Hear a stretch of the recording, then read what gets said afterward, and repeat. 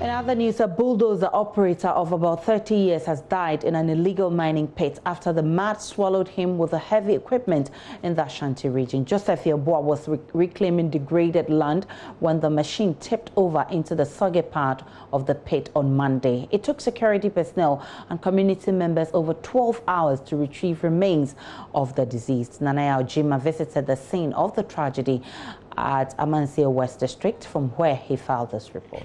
5 excavators and a bulldozer were deployed to the site in an unsuccessful effort to rescue the now deceased Yeboah. The bulldozer he was operating tipped over and ended up in a swampy area. It continued to baffle many who have experience in the use of such a heavy-duty equipment, how it slipped into the muddy area. It took rescue team hours from 11 a.m.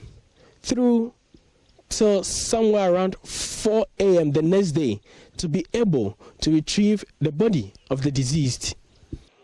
The victim is said to have been part of a team contracted by One Apia, a small-scale miner, to reclaim the site where mining had taken place 5 years ago. Assembly member for the area, Patrick Abemi, says the incident occurred just weeks after work had begun, following persistent complaints by traditional authorities about the destruction. We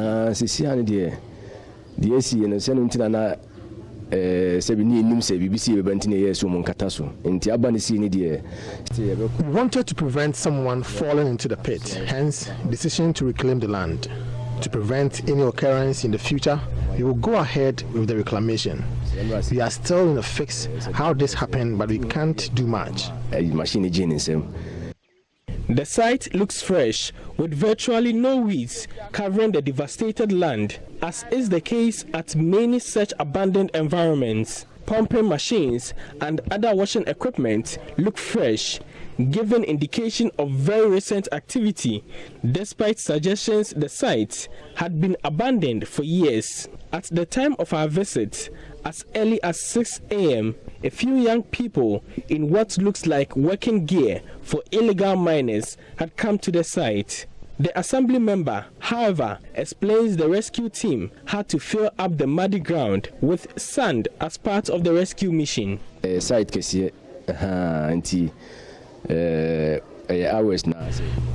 operators work on shift, that's why you see the sheds erected in there. They enjoy their break under the shed. The site is no longer in use.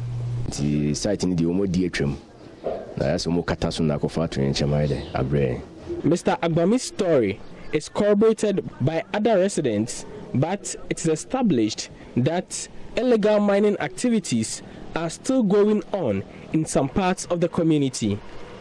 For Joy News, Nanaya Ojima reporting.